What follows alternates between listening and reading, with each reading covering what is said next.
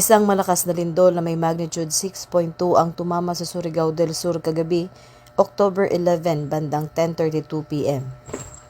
Ang sentro ng pagyanig ay naitala 22 km hilaga, 89 degrees silangan ng Caguait, Surigao del Sur sa coordinates na 0.92 north, 126.51 east at may lalim na 10 kilometro. Sa kabuting hampalad, wala pang naiulat na pinsala sa ari-arian o nasaktan dahil sa lindol.